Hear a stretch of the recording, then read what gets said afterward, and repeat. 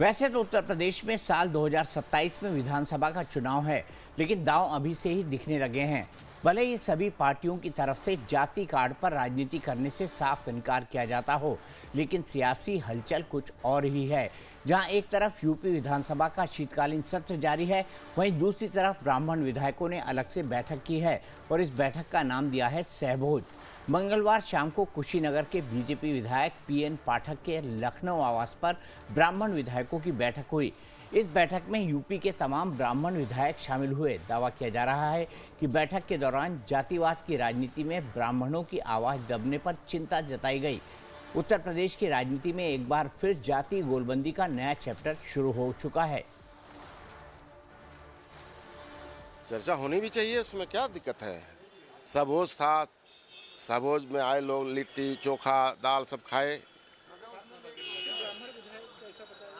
जो जो मिलता गया उनसे निवेदन किया गया, लोग आ गए। अगली बार और लोग रहे, सभी लोग रहेंगे। ये प्रेशर पॉलिटिक्स तो नहीं मानते? ऐसा कुछ नहीं है। भारतीय जनता पार्टी के साथ शुरू से ब्राह्मण रहे हैं, आगे भी रहेंगे। उनका काम है बोलते रहना, उनके पास कोई मुद्दा नहीं है। इस बैठक में पूर्वांचल और बुंदेलखंड के करीब 35 से 40 ब्राह्मण विधायक और एमएलसी शामिल हुए, जिनमें ज़्यादातर बीजेपी के थे, लेकिन दूसरे दलों के ब्राह्मण नेता भी पहुंचे। बैठक की सबसे बड़ी खासियत ये थी कि ये सिर्फ बीजेपी तक सीमित नहीं थी।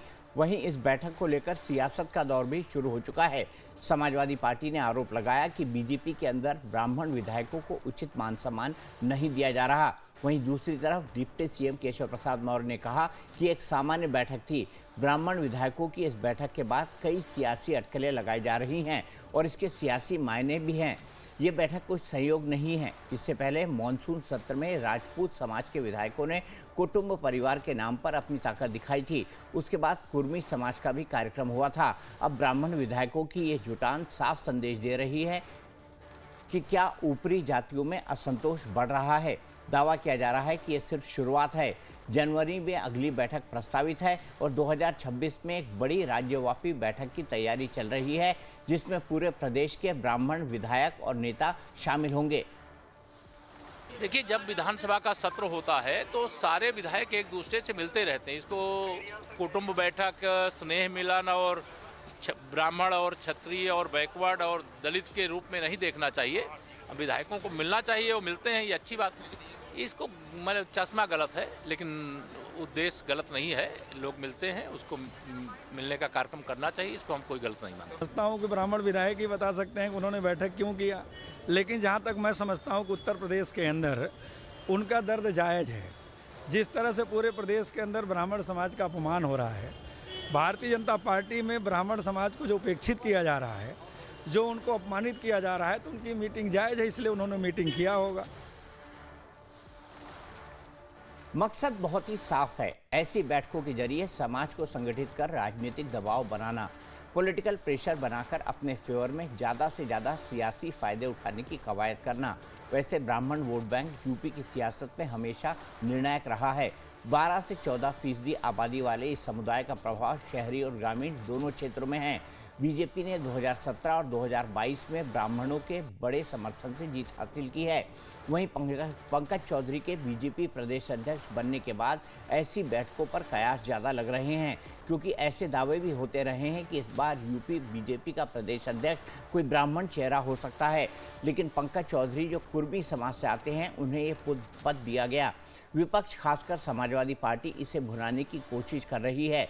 ये हलचल आने वाले दिनों में यूपी की राजनीति को नया रंग दे सकती है। 2027 के विधानसभा चुनाव दूर नहीं है और जाति समीकरण एक बार फिर खेल बदलने वाले साबित हो रहे हैं। सियासी गलियारों में चर्चा है कि सहबोज के बहाने ब्राह्मण समाज नई राजनीतिक ताकत बनकर उभर रहा है। देखना ये होगा कि बीजेपी इसे कैसे हैंडल करती है और विपक्ष कितना फायदा उठा पाती है। ब्राह्मण समाज का है कि सर्व समाज का चिंतन मंथन करके कैसे उनको मुख्य धारा में मोड़ने का काम किया जाए, इसके लिए हम लोग बैठकर पूर्ण रूप से कल चिंतन किए कि ये बिखरने समाज मेरा न पाए।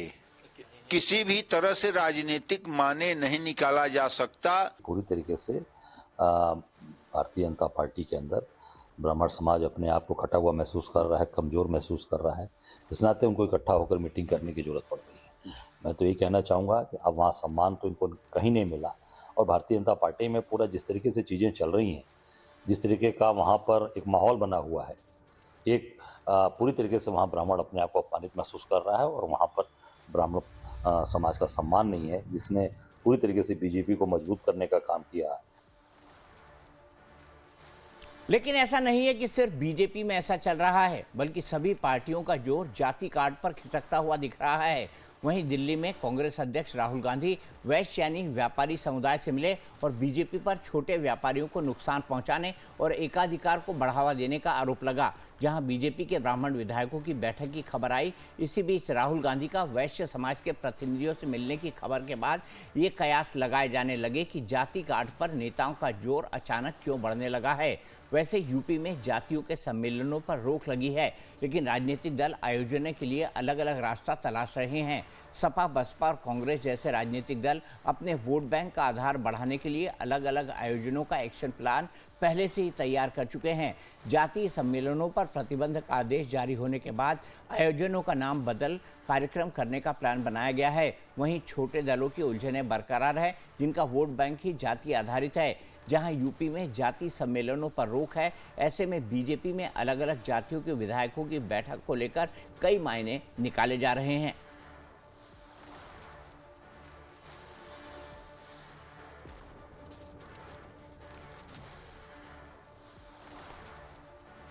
इसी पर बात करने के लिए मेरे साथ बीजेपी के प्रवक्ता अनंत अमित जुड़ चुके हैं, मेरे साथ सपा के प्रवक्ता फराज किदवई साहब हैं और मेरे साथ कांग्रेस के नेता वरुण पुरोहित जी हैं। अनंत अमित जी, ये पार्टी में आपके क्या हो रहा है? एक तरफ ब्राह्मण सम्मेलन, दूसरी तरफ कुटुंब यानी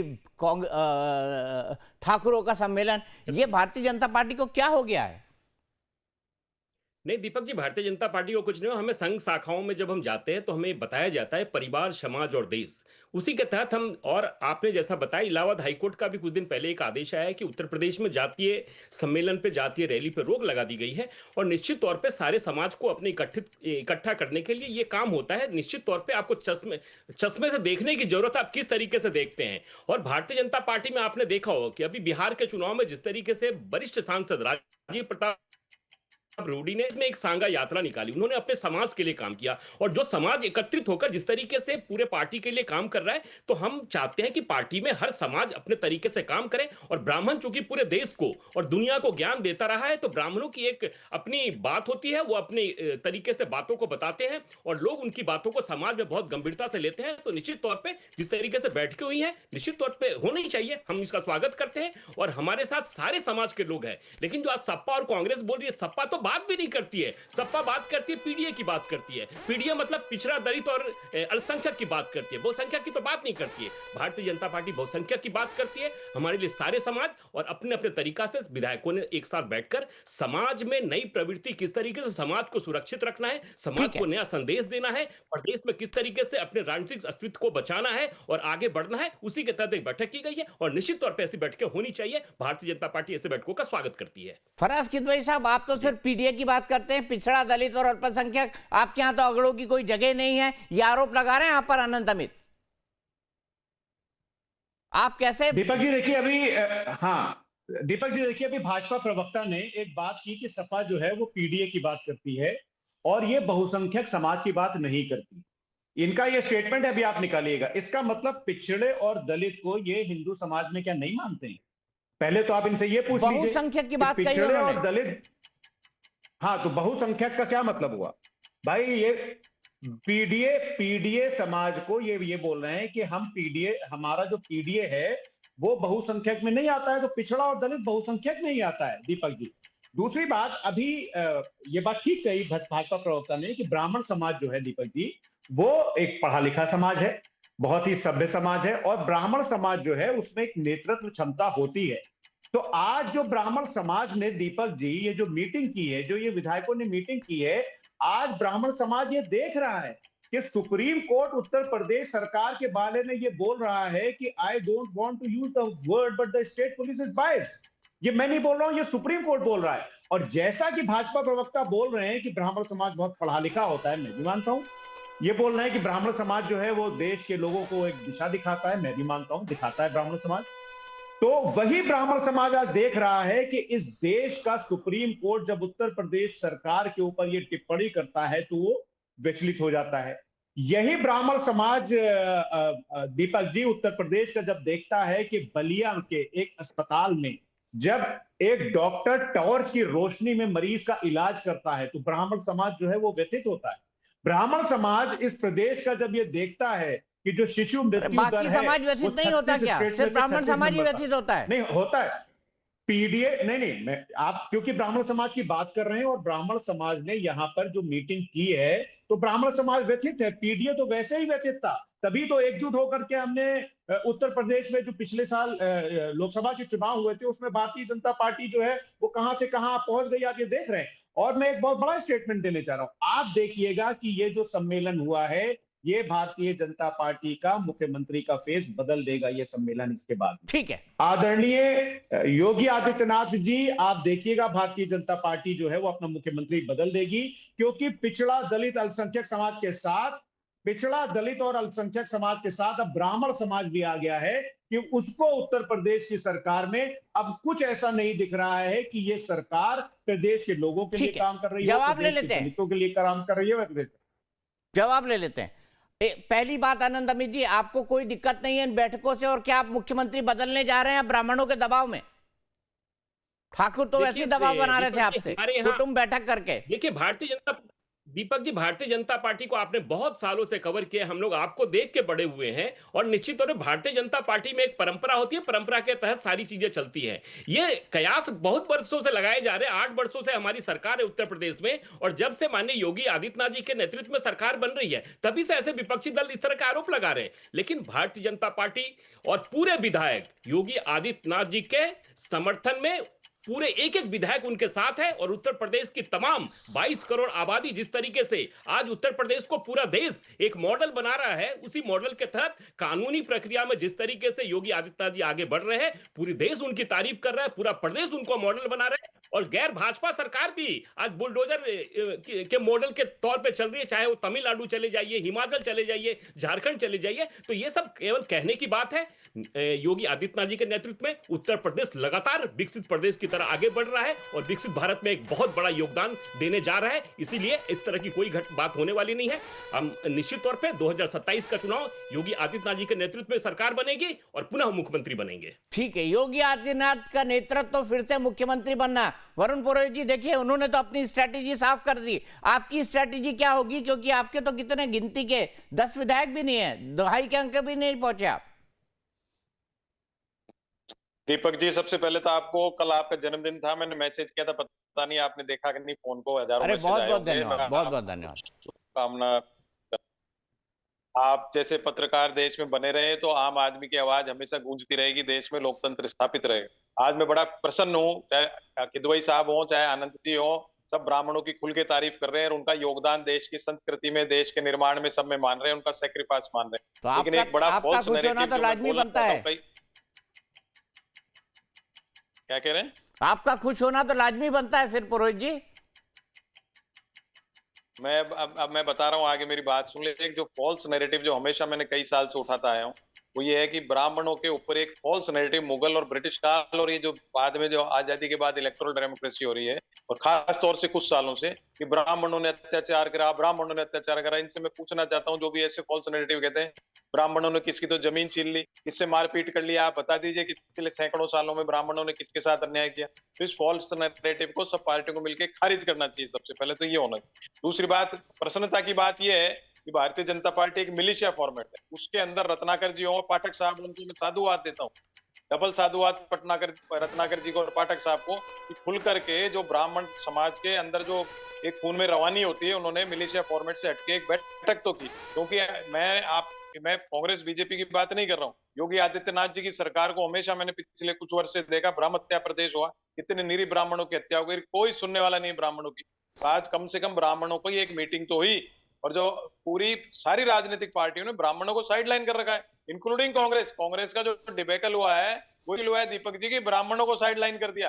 और ये भारतीय जनता पार्टी कर रही है, ब्राह्मणों को साइडलाइन कर रही है। ठाकुरवाद और एंटी ब्राह्मण सिस्टम पूरा ही उत्तर प्रदेश में चल रहा है। उसको रोकने की आवश्यकता है। तो ब्राह्मण समाज एक आ रहा है, सारी पार्टियों के ब्राह्मण एक आएंगे, इसमें बुरी बात क्या? दूसरी पार्टियां सम्मेलन कर लें और मीटिंगें कर लें, जब तो वो सेकुलर भी नहीं है, सब कुछ उनके लिए तो हो जाता है। ब्राह्मण करते ही पूरे देश में ह्यू एंड क्राइम मच जाता है। ये तो जातिवादी बात हो रही है, जातिवादी बात हो रही है, क्यों हो रही है भाई? दूसरी जातियां कर लें, जब तो कुछ नहीं। जाट, गुजर, यादव सब अपने सम्मेलन करते हैं, पर मार्शल कौमों के खिलाफ बोलने किसी की हिम्मत नहीं होती। ब्राह्मण करते हैं तो ब्राह्मण ऐसा कर रहे हैं, क्यों? क्योंकि ब्राह्मण सबसे ज्यादा सॉफ्ट टारगेट है इस देश के अंदर।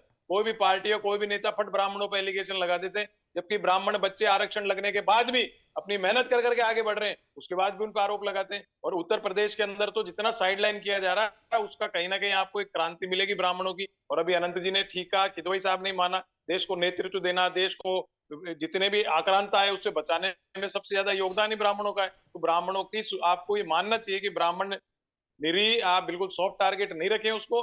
ब्राह्मण अपना त्याग करता है, सर्वस्व त्याग करता है। ब्राह्मण कोई आपको अरबपति नजर नहीं आएंगे देश के अंदर, या जमीनें कब्जे करते नजर नहीं आएंगे। ब्राह्मणों के कारण ही लोकतांत्रिक, राजनीतिक और सामाजिक व्यवस्था आज जीवित है, इस पूंजीवादी, आयातित पूंजीवाद के दौर में भी। तो ब्राह्मणों को भारतीय जनता पार्टी, आनंद जी आगे लाइए। आपके हमारे पूर्व राज्यपाल उत्तर प्रदेश के प्रदेश कलराज मिश्र जी ने भी समाज के एक गठन किया था अभी कुछ दिन पहले, उसकी मीटिंगें भी करी थी। तो इसमें कोई बुरी बात नहीं है, दूसरे समाज करते हैं तो हम क्यों नहीं कर सकते भाई? इस चीज को आगे लाइए, बीच में भी कांग्रेस मत करिए इस बात में। ठीक है। मेरा ये कहना है सबसे।